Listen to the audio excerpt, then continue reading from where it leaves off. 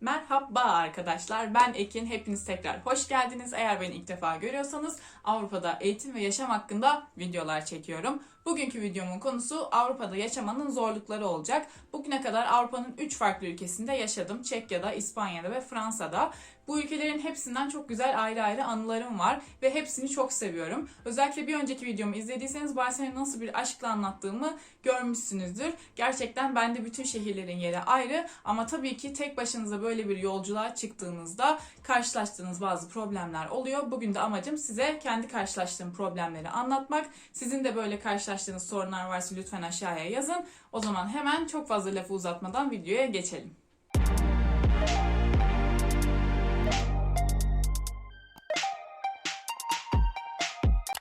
Evet gençler, ilk bahsedeceğim konu işin maddi boyutu. Tabii ki eğer bir öğrenci olarak gidiyorsak özellikle ya ailemizden bir para alıyoruz ya birikmiş bir paramız oluyor. Ama her şekilde TL cinsinden bir geliri euroya vurunca elimizdeki para çok azalmış oluyor. Maalesef işin gerçeği bu şekilde. Öğrenciysek aslında üniversite zamanında bir öğrenciysek yani lisans döneminde Erasmus programı aslında çok yardımcı olabiliyor. Bununla ilgili de video çekeceğim ileride. Çünkü size aynı zamanda hibe de veriyorlar. Bu sayede çok daha aslında yardımcı oluyor size orada yaşam masrafları açısından. Ama bunun dışında mesela yüksek lisansa gideceksek, doktoraya gideceksek yani eğer biz bir para kazanmıyorsak ya da bir bursumuz yoksa mesela euro bazlı bir bursu falan kazanma şansımız olmadıysa TL cinsinden bir gelirle orada hayatımızı sürdürmeye çalışıyoruz. Tabii ki çok büyük bir dezavantaj oluyor bizim için. Çok zor işiniz. İşimiz hep yani gerçekten zor bir iş bu. Ama bu konuyla ilgili şunları söyleyebilirim. Mesela özellikle ilk gittiğimiz haftalarda bir markete girdiğimizde o ürünlerin bir şeyi olmuş oluyor. Kafamızda bir hesap makinesi açık oluyor sürekli ve her elimize aldığımız ürünü bu TL'de şu kadar ediyor, şu kadar TL, ay bu kadar TL inanamıyorum falan böyle triplere girebiliyoruz gerçekten hepimiz. Ama hani bu çok sağlıklı bir şey değil. Çünkü oraya gitmeye karar verdiyseniz elinizden gelen başka bir şey yok yani. O parayla, o para cinsinden bir şeyler almak zorundasınız. Ve tabii ki Türkiye'de aldığınızdan daha pahalı olacak. Yani bunu önce bir kabullenelim, bir sindirelim. Daha sonrasında şöyle daha mantıklı bir karşılaştırma yapabiliriz kafamızda. Mesela bir marketin, gittiğimiz ülkedeki A marketiyle B marketinin fiyat farkını karşılaştırırız. Hani başka bir markette daha ucuzsa oraya gideriz mesela. Ki Avrupa'da zaten giderseniz görürsünüz çok uygun fiyatlı olan ve böyle Avrupa'nın her yerinde olan bazı markalar var. Yani onlara giderseniz gerçekten alabileceğiniz en düşük fiyatlı ürünleri bulabilirsiniz. O yüzden hani en azından kendi içinde mantıklı bir karşılaştırma yapmak sizi hem daha böyle akıl sağlığınızı korumanıza ve birazcık da size ekonomik açıdan faydalı olmuş olur. O yüzden benim tavsiyem bu şekilde olabilir. Bunun dışında mesela pazar günleri Avrupa'nın çoğu şehrinde bildiğim kadarıyla ve özel günlerde yani böyle bayramlarında falan büyük marketler kapalı oluyor. O yüzden sadece küçük marketler açık oluyor ve bu küçük marketler aslında çok daha pahalıya satan marketler oluyor 2-3 katına. Tabii ki bugünlere bırakmamanız lazım o işleri. Çünkü neden kazıklanasınız yani bir gün tatil diye yani. O yüzden hani pazar gitmezsiniz de cumartesi gidip büyük bir alışverişinizi tamamlarsınız. Bu sayede ekonomik problemleri elinizden geldiği kadar aşağı indirmiş olabilirsiniz. Benim fikrim bu şekilde. Geldik başka bir probleme. Avrupa'ya gitmeden önce bence hepimizin kafasında şöyle bir soru var. Ben gittiğim ülkenin vatandaşları tarafından, oradaki yerel halk tarafından dışlanacak mıyım diye hemen cevabını söyleyeyim. Evet. Bazen karşılaştığınız böyle dışlanma durumları, sizi rahatsız eden durumlar olacak. Ama şunu da söyleyeyim, bu Türk olduğunuz için değil.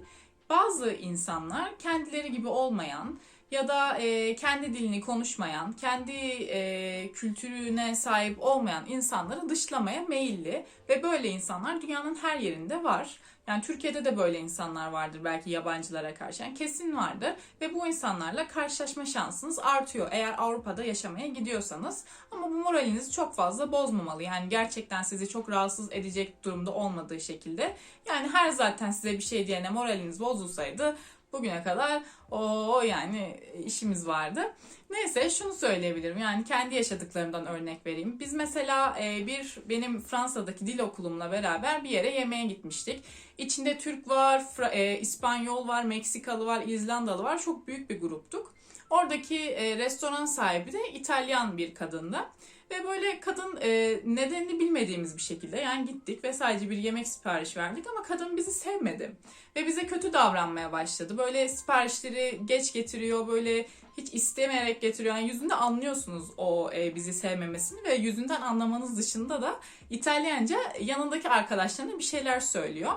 Ve aslında bilmiyor ki bizim yanımızdaki İspanyol kız da aslında İtalyanca biliyor. Ve hani kadın içeri gittiğinde bize arada İngilizce söylüyor ne diyor falan diye. Neyse yani biz anlayamadık, anlam veremedik yani ama hani çok da bizi çok problem yaşadığımız bir durum olmadı yani ne yapacaksın ki orada yemeğimizi yedik, niye neşemizi bozalım öyle bir insan yüzünden yani. Sonrasında işte şey dedik. O İspanyol kız hesabı kadından İtalyanca istedi. O zaman anladı kadın öbür kızın her şeyi anladığını. Tabii orada bir yüzü düştü. Öyle bir bozulma olayı olmuştu.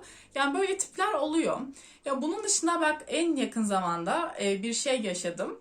Bir Yunanlı, bir ben, bir de Çinli arkadaşım bir yere gitmiştik İspanya'da. Ve bize müdür gerçekten yani iğrenç davrandı. Çok kötü bir insandı ve yüzümüze baka baka resmen bizimle dalga geçiyor. Ve hani öyle bir durumda gerçekten Karen olun abi. Yani burada bir Karen'lık durumu yok aslında. Size o şekilde davranan bir insan varsa gidin onu müdürüne şikayet edin yani. Benim aslında amacım bu şekildeydi yani benim ve arkadaşlarımın. Ama bu pek mümkün olmadı. Neden? Çünkü müdür kendisiydi. Neyse o zaman da biz bir kendimizi yani bulduğumuz metot şu oldu. Google'daki review'una yazdık oradaki iş yerinin, oradaki restoranın. Ve o yorumlara baktığımızda aslında gördük ki adamı herkes böyle nefret etmiş. Herkes yazmış ama ne oluyor? Bir şey olmuyor. Adam oranın yani müdürü değişmemiş. Bayağı aylar öncesinden de o tarz yorumlar vardı. Yani böyle şeyler yaşamıştık. Yani demeye çalıştığım şey şu ki tabii ki böyle insanlara denk geleceksiniz. O durumda çok fazla hani ters olmaya gerek yok. Yani gerçekten sizi çok fazla yormadığı sürece bazı insanlar bu şekilde yani onları değiştiremezsiniz. Moralinizi çok fazla bozmaya gerek yok. Bunları da bilelim ama yani dediğim gibi çok fazla moralimizi bozmayalım. Hadi gelin şimdi kültürel problemlerden bahsedelim birazcık. Siz doğduğunuz anda bir Türk kültürünün içine doğuyorsunuz. Sonrasında belli bir yaşa geliyorsunuz ve başka bir ülkenin kültürüne bir anda hop içine atlıyorsunuz. Şimdi o insan da başka bir kültürün içinden gelmiş ve sizin kültürünüzden çok daha farklı bir kültür. O zaman ne oluyor? Bir adaptasyon sorunu yaşıyorsunuz. Bazen siz orada yıllar boyu yaşasanız bile aslında içinizde ilk doğduğunuz andan oluşan o kültür bilinci çok fazla kırılamıyor, çok fazla değişemiyor. Bazı şeyler hep size tuhaf geliyor, bazı şeylere alışamıyorsunuz. Ya da bazen bir olay oluyor. Mesela bir espriyi gidip onlara anlatamıyorsunuz. Bir durumu gidip onlara anlatamıyorsunuz. Ya da biz burada şöyle yaparız diye anlatıyorsunuz. Onlar bakıyor ama anlamıyor. Ya da siz anlatırken çok eğleniyorsunuz ama yani anlatmaya çalıştığınız şeyleri ifade edecek kelimeler yok. Ya da mesela hani ortak diliniz İngilizce diyelim. Yani siz onu çevirince o işi olmuyor. Yani o anlaşılmıyor. Sadece siz ve sizin gibi aynı kültürde doğan bir insan anlayacağı şeyler oluyor bunlar. Bu tabii ki bir problem yaratıyor bazen. Ya bazen bir sıkılıyorsunuz, uf diyorsunuz. Yani yanımda bir Türk olsa da şuna bir gülsek diye düşündüğünüz oluyor. Bazen de problem olmuyor. Yani bu kişiden kişiye göre değişir. Ne kadar böyle çok fazla kültürünüze bağlıysanız ve kesinlikle onu böyle içinden çıkmak istemiyorsanız tabii ki büyük bir problem. Ama yeni kültürler keşfetmeye çok açıksanız ve aslında Avrupa'ya giderken de aslında bir insanda olması gereken bir özellik bu. O durumlarda tabii ki buna da bir şekilde alışmaya başlıyorsunuz. Sadece bir adaptasyon süreci olabiliyor ve tabii ki orada kaldığınız süre boyunca zamanla yavaş yavaş birazcık daha alışmaya başlıyorsunuz. Evet, şimdi geldik çok üzücü bir maddeye. Ailemizden ayrı kalmak. Biz bavulumuzu yapıyoruz, ailemizle havaalanına gidiyoruz, sonra bagaj kontrole geçiyoruz ve sonrasında bir arkamızı dönüp el sallıyoruz son kez. Ve o belki aylarca, belki bir yıl bir süre kadar onları bir daha göremeyeceğimiz anlamına geliyor. Oradan geçtiğimiz andan itibaren biz tek başımıza bir hayatın içine atılıyoruz. Hastalansak, bir problemimiz olsa sadece bir oturup konuşmayı, sarılmayı, laflamayı özlesek de bunu yapamıyoruz. Ama şöyle düşünmek lazım. Bizden yıllar önce de giden insanlar vardı Avrupa'ya ve onların elinde hiçbir teknolojik alet yoktu. Biz yine şanslıyız. İstediğimiz anda arayabiliyoruz, konuşabiliyoruz görüntülü bir şekilde. Yani bu bile aslında en azından bize bir şekilde yardımcı oluyor. En azından birbirimizin yüzünü görebiliyoruz istediğimiz her an. Böyle şeyleri düşünüp bir şekilde motive olmaya çalışmamız lazım. Çünkü sonuçta biz Avrupa'ya bir amaç için gittik. O amaç için oradayız ve tabii ki ailemiz de bizim için aslında en iyisini istiyor. Bir şekilde o günleri de böyle atlatmamız gerekiyor. Bunun dışında sırf aile değil tabii ki arkadaşlarınızı da bırakıp gidiyorsunuz. Bir ritüelleriniz olabilir arkadaşlarınızla. Kahve içersiniz, yemek yersiniz. Yani o böyle hep günlük hayatın içerisinde yaparken aslında çok kolay gözüken ama onlardan uzaklaştığınızda aslında ne kadar önemli şeyler olduğunu hatırladığınız şeyleri yapmayı çok özlüyorsunuz. Bunları da bir şekilde onlarla konuşarak yine görüntülü bir şekilde o şekilde halletmeye çalışıyorsunuz. Ama tabii ki aslında böyle insanların hayatınızda olduğunu bilmeniz bile güzel bir şey. Yani şanslısınız ve böyle insanlar var ve o insanlar siz ne kadar uzakta olsanız bile hayatınızda olacaklar. Bir şekilde motive olmamız lazım. Moralimizi bozmamamız lazım. Önemli olan insanların sizin kalbinizdeki yeri bir şekilde pozitif kalmamız lazım. Evet, şimdi anlatacağım problem aslında çok bariz bir problem. Gittiğimiz ülkenin ana dilini bilmiyorsak, konuşamıyorsak karşımıza çıkabilecek sorunlar. Bu aslında günlük hayat içerisinde çok büyük bir problem değil. Hani bir şekilde anlaşırsınız, anlaşamasanız da hani çok sizi etkileyecek bir durum olmaz. Ama acil bir durumda gerçekten işler değişebiliyor. Ben en son Barcelona'da mesela bir kaza geçirdim. O zaman da ambulansla bildiğiniz hastaneye gitmem gerekti ve o ambulanstaki görevlilere mesela ben nasıl bir problemim olduğunu düzgün bir şekilde anlatamadım. Çünkü hani az buçuk bir İspanyolcam var. Onların da az buçuk bir İngilizcesi vardı. Yani gerçekten bir iletişim problemi yaşamıştık. Ya da mesela okulda doktora gitmiştim. Doktorun kendisi bile İngilizce bilmiyordu mesela. Diyor ki hani konuşabilirsin, hadi yap bir şekilde. Ben artık o an hani Enrique Iglesias'tan, Shakira'dan, Maluma'dan bildiğimde İspanyolca varsa bir şekilde anlattım ve hani oldu yani. O an o acil durumda beyninizin çalışma şeyi gerçekten çok etkileyici. Bildiğim ne İspanyolca şey varsa bu şekilde anlattım problemi. O an gerçekten kendimle gurur duymuştum.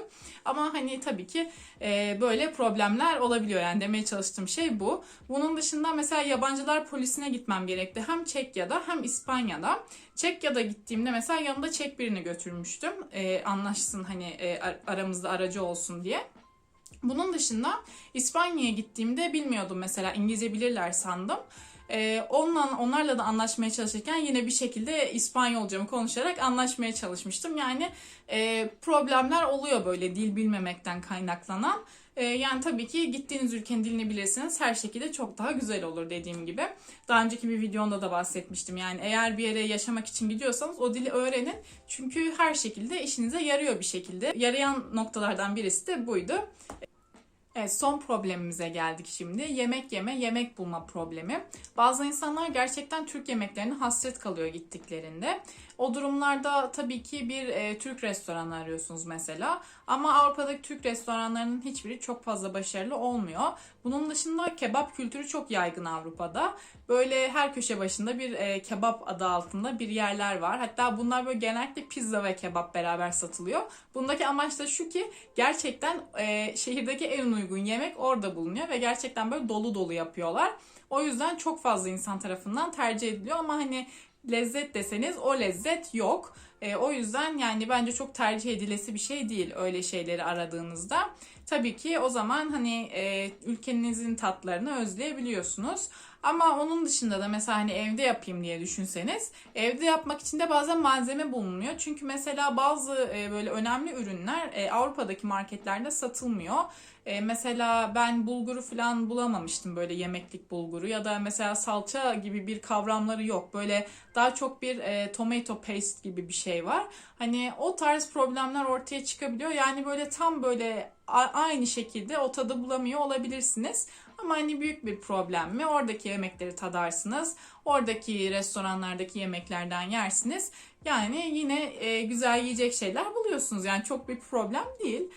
Oraya da tabii ki kültürün bir parçası olarak onların yemeklerini de yemeye gitmişsiniz. Bunun dışında fast food olarak da tabii ki pizzasından hamburgerine her şeyine kadar çok fazla seçenek var. Hani onları bulursunuz. O konuda hiçbir problem yok. Yani çok büyütülecek bir problem olduğunu düşünmüyorum ben ama bu şekilde de belirtmek istedim.